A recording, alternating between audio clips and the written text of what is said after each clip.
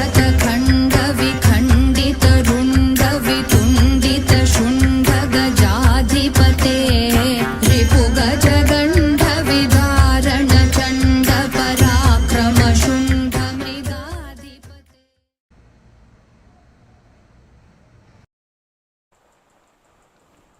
ओम श्री गणेशाय नमः।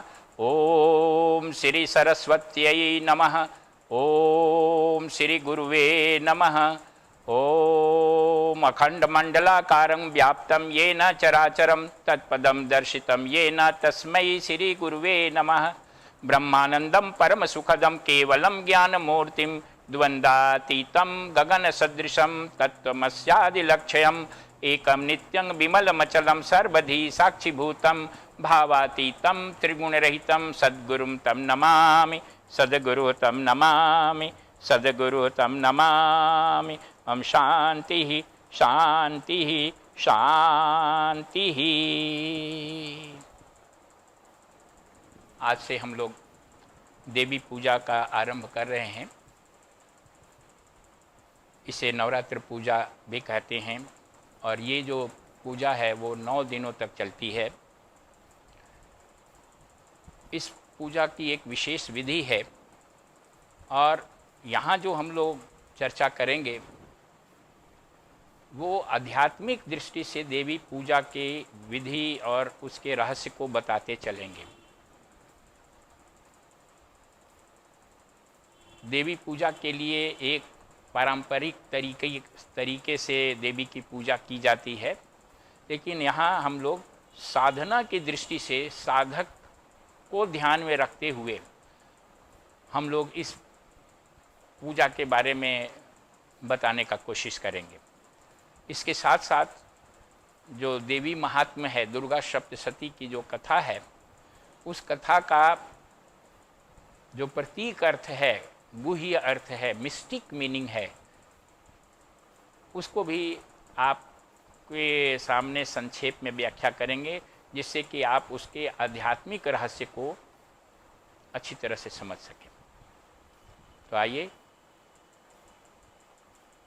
गुरुदेव की कृपा से देवी दुर्गा की, महादेवी लक्ष्मी की और देवी सरस्वती के आशीर्वाद के साथ हम लोग ये 9 दिनों का जो देवी पूजा का कार्यक्रम है इसका आरंभ करते हैं। ओम देवी प्रपन्नार्ति हरे प्रसीद प्रसीद मातर जगतोऽखिलस्य प्रसीद विश्वेश्वरि पाहि विश्वं त्वमीश्वरी देवी चराचरस्य। ओम श्री दुर्गायै नमः।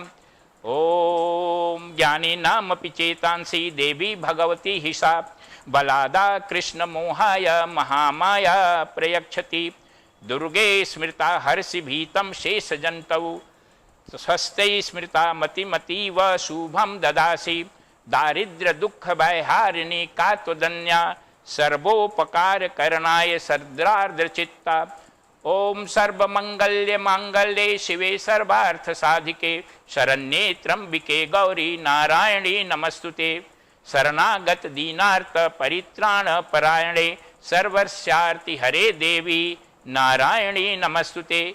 सर्वस्वरूपे सर्वेशे सर्वशक्ति समन्विते भयं भेस्त्राहिनो देवी दुर्गे देवी नमस्तुते। रोगान शेषान पहंसि तुष्टा रुष्टा तु कामान सकलान भीष्टां त्वमाश्रितानां न विपिन्नराणां त्वमाश्रिताः प्रयन्ति। सर्वबाधा प्रशमनं त्रैलोक्यासीखिलेश्वरी एवमेव त्वया कार्यम् अस्मद्वैरी विनाशनम्। ओम दुर्गार्पणमस्तु।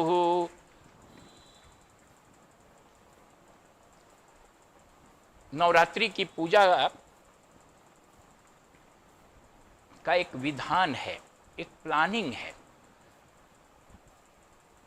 और वो प्लानिंग आध्यात्मिक साधना को ध्यान में रखते हुए की गई है। ये 9 दिनों की पूजा में पहले 3 दिन की जो पूजा होती है वो दुर्गा देवी की आराधना की जाती है। दूसरे 3 दिन की पूजा में महालक्ष्मी की आराधना की जाती है और तीसरे 3 दिन की जो पूजा होती है उसमें देवी सरस्वती की आराधना की जाती है।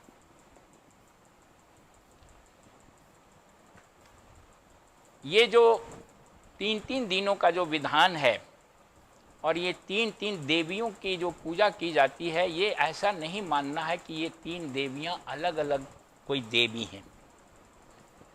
ये वास्तव में परब्रह्म परमेश्वर की ही देवी के रूप में आराधना की जाती है।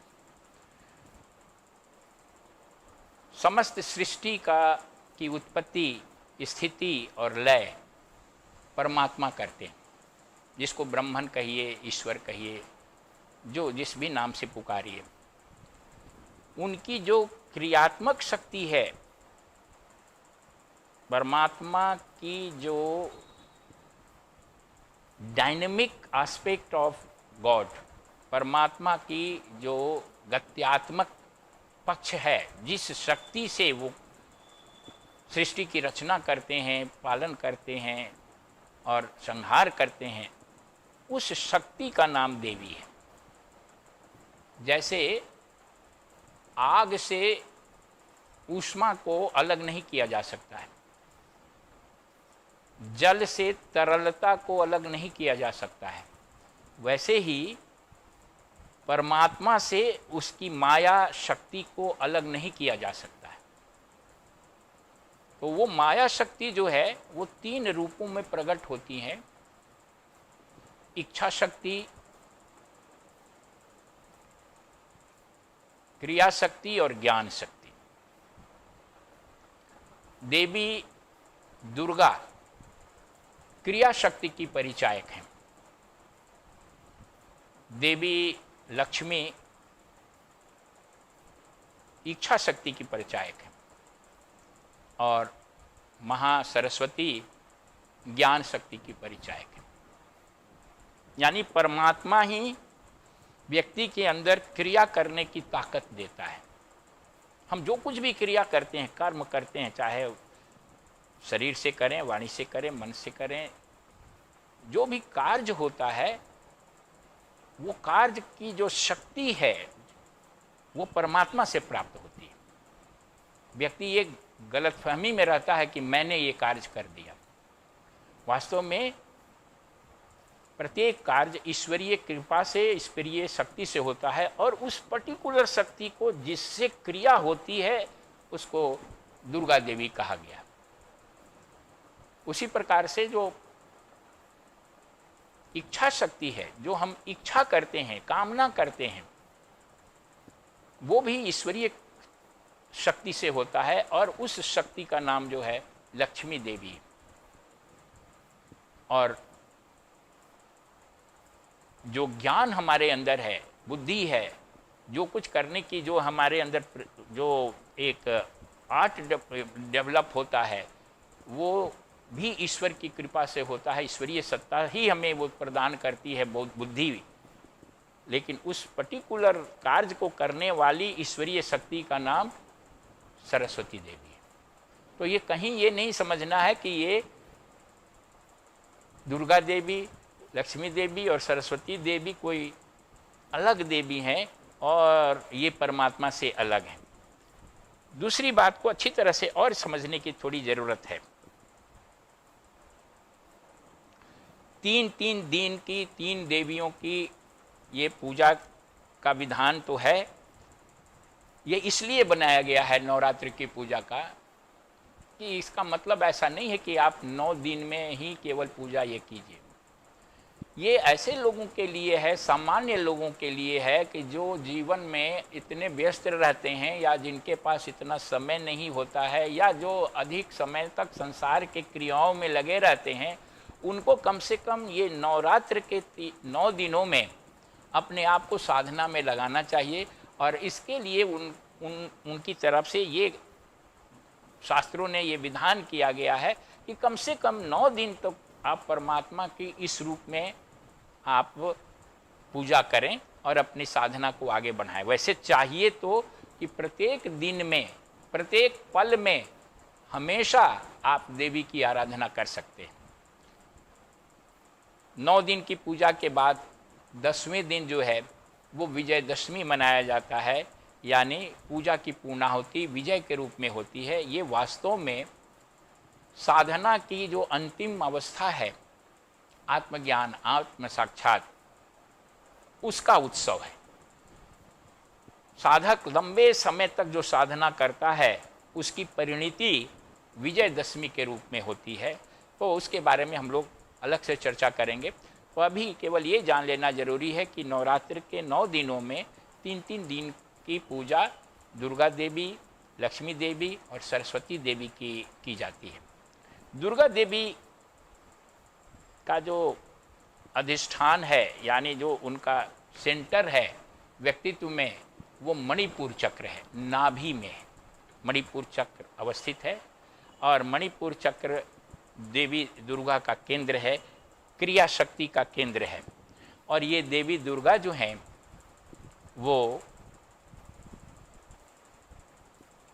शक्ति प्रदान करती है। आपको कहीं से भी कोई शक्ति मिल रही है, मन की शक्ति हो, शरीर की शक्ति हो, बुद्धि की शक्ति हो, यानी जो पावर है वो पावर देने वाली परमात्मा का देवी रूप दुर्गा है। और इनको प्रसन्न करने का मंत्र जो है दोंग दुर्गा यही नमः। दूसरी देवी जो हैं 3 दिन तक जिनकी पूजा की जाती है वो इच्छा शक्ति की प्रतीक हैं, देवी हैं। और उनका जो केंद्र है वो अनाहत चक्र, हृदय प्रदेश है। ये विभिन्न चक्र हैं व्यक्तित्व में, मूलाधार, स्वाधिष्ठान, मणिपुर, अनाहत, ग्रीवा में विशुद्धि, आज्ञा चक्र और सहस्त्रार चक्र। ये कुंडलनी के चक्र हैं जो प्रत्येक व्यक्ति के सूक्ष्म शरीर में विद्यमान रहते हैं और ये पावर सेंटर्स हैं।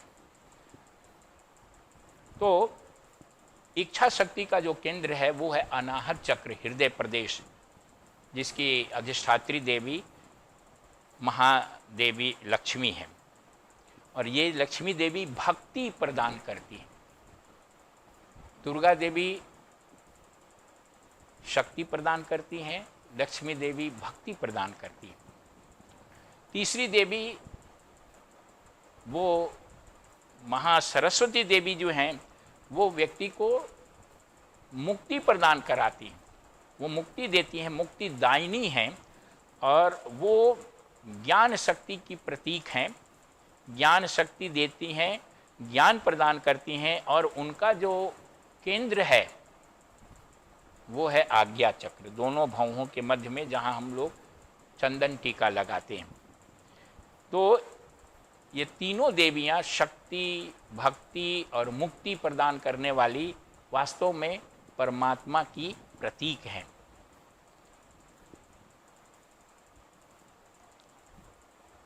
दुर्गा देवी का सात्विक अर्थ, उनका जो आध्यात्मिक अर्थ है समझने की ज़रूरत है।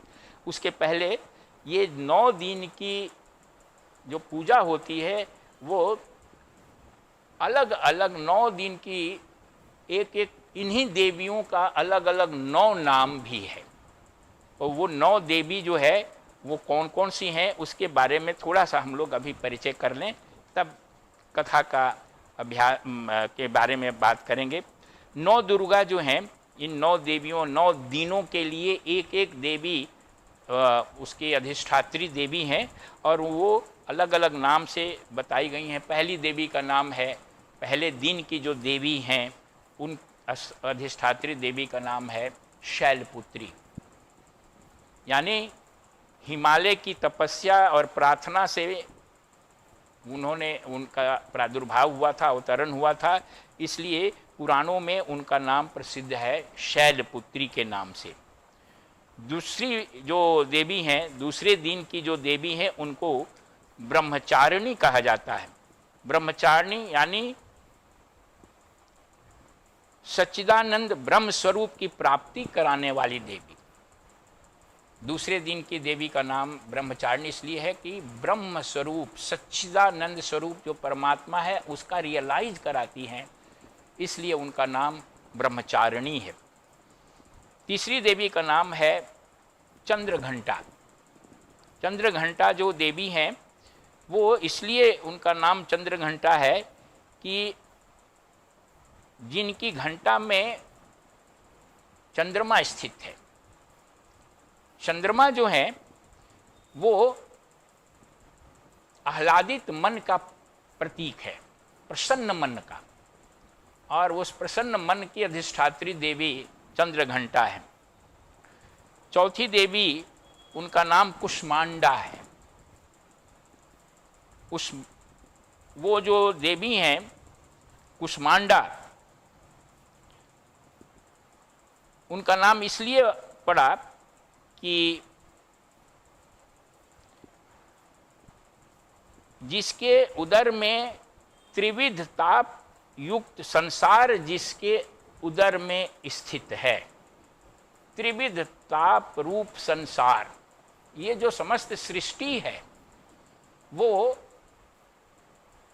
त्रिविध ताप रूप है। यहाँ तीन दुख हमेशा रहते हैं, अधिदैविक, अधिभौतिक और आध्यात्मिक। ये तीनों ताप से पीड़ित ये समस्त संसार है, और उस तीनों ताप से पीड़ित संसार जिसके उदर में है उसको कुष्मांडा कहते हैं। तो ये देवी के मतलब कि इस देवी के अंदर ही समस्त सृष्टि समाहित है, कुष्मांडा। पांचवी देवी जो हैं उनको कहते हैं स्कंद माता। स्कंद माता इसलिए उस देवी का नाम है क्योंकि सनत कुमार जिसका नाम स्कंद भी है, सनत, सनंदन, सनत कुमार, सनत कुमार को स्कंद कहा जाता है, और ये देवी सनत कुमार की माता हैं। इसलिए इन्हें सनत कुमार की माता होने के कारण सनत कुमार को स्कंद भी कहते हैं, इसलिए स्कंद माता भी पांचवी देवी का नाम है। छठी देवी का नाम जो है कात्यायनी है, क्योंकि ये देवी देवताओं के कार्य को सिद्ध करने के लिए महर्षि कात्यायन के आश्रम में प्रकट हुई थी, और महर्षि कात्यायन इनको पुत्री रूप में मानते थे, इसलिए इस छठी दिन की देवी का नाम, छठी देवी का नाम जो है कात्यायनी है। सातवीं देवी कालरात्रि कहलाती है। कालरात्रि इसलिए कहलाती हैं कि ये काल की भी रात्रि हैं। रात्रि का मतलब विनाश करने वाली, यानी मृत्यु को विनाश करने वाली ये देवी हैं। मृत्यु का विनाश करने का क्या मतलब? मृत्यु का विनाश करने का मतलब, मृत्यु का विनाश करने का मतलब कि अमरत्व प्राप्त होना। अमरत्व प्राप्ति कराने वाली देवी कालरात्रि हैं। और अमरत्व प्राप्ति कैसे होती है? जब आवागमन का चक्र जब समाप्त हो जाता है तो व्यक्ति का जन्म मृत्यु का जो चक्र है वो हमेशा हमेशा के लिए समाप्त हो जाता है। वो तभी समाप्त होगा जब आप आत्मज्ञान कर लेंगे, आत्म साक्षात्कार कर लेंगे, ईश्वर साक्षात्कार कर लेंगे। तो काल रात्रि जो हैं वो काल को समाप्त करने वाली हैं, यानी आत्म साक्षात्कार प्रदान करके व्यक्ति को अमरत्व प्रदान करती हैं। आठवीं देवी जो हैं उनको महागौरी कहते हैं। महागौरी देवी का नाम इसलिए है क्योंकि उन्होंने तपस्या के द्वारा गौर वर्ण प्राप्त किया था। और नौवीं देवी का नाम सिद्धिदात्री हैं, यानी मोक्ष देने वाली। सिद्धि, सबसे बड़ी सिद्धि आत्मज्ञान, मोक्ष है, निर्वाण होता है। तो इस प्रकार से ये 9 देवियाँ 9 दुर्गा कहलाती हैं। 9 दिन की एक एक देवी हैं और ये सब दुर्गा देवी का ही नाम है। दुर्गा देवी यानी परमात्मा का ही स्वरूप। यहाँ दुर्गा शब्द का थोड़ा सा व्याख्या करना आवश्यक है। दुर्गा देवी का अर्थ है जो दुर्गति को दूर करें। दुर्गति, गति 2 प्रकार की होती है, सद्गति और दुर्गति। व्यक्ति 2 तरह से जीवन जी सकता है, अच्छाई की तरफ जीवन व्यतीत करे या अधोगति जो बुराई की तरफ जाए। तो कौन सा मार्ग अच्छा मार्ग है कहलाएगा, कौन सा बुरा मार्ग कहलाएगा, इसको भी जानना जरूरी है। जो ईश्वरोन्मुख जीवन जीता है, यानी जिसका जीवन परमात्मा की प्राप्ति के लिए चलता हो, ईश्वरोन्मुख यानी आध्यात्मिक जीवन, आत्मज्ञान प्राप्त करने की ओर जो प्रयास करे और इसीलिए वो साधना करे, इसीलिए जीवन जिए कि आत्म साक्षात्कार उसे हो जाए, तो ये सद्गति वाला रास्ता है। क्योंकि इसी रास्ते पर चल करके व्यक्ति जो है मुक्ति प्राप्त करता है। मुक्ति से ही उसके समस्त दुख दूर हो सकते हैं, इसलिए इसको सद्गति वाला मार्ग कहते हैं। और इसका दूसरा नाम भी वेदांत में दिया हुआ है, निवृत्ति मार्ग। इसके विपरीत जो मार्ग है, यानी जो विषय सुख की तरफ ले जाता है, संसार में आपको ले जाता है, आपको जो है वो अनेक प्रकार के बंधन में बांट डालता है, वो जो है विषय मार्ग है, जिसका जो है प्रवृत्ति मार्ग भी कहते हैं। ये कुगति वाला रास्ता है, क्योंकि इसमें जन्म मृत्यु का चक्र टूटता नहीं है। असंख्य बार आप मरेंगे और जिंदा होंगे, बार बार इस जन्म मृत्यु के चक्र में आते रहेंगे। इसलिए ये जो रास्ता है, इस रास्ते को दुर्गति का मार्ग कहते हैं। दुर्गा जो है वो दुर्गति दूर करती हैं, और सद्गति के तरफ चलने में जो बाधाएं आती हैं, ऑब्स्टेकल्स आते हैं, अवरोध आते हैं, समस्याएं आती हैं, उनको दूर भी करती हैं। इसी के लिए उनका नाम जो है दुर्गा कहा गया। इस तरह से दुर्गा देवी की पूजा के माध्यम से व्यक्ति परमात्मा की पूजा करता है और उससे अपनी दुर्गति या जो अवरोध है, समस्याएं हैं, उनको समाप्त करने के लिए जो है वो शक्ति प्राप्त करता है।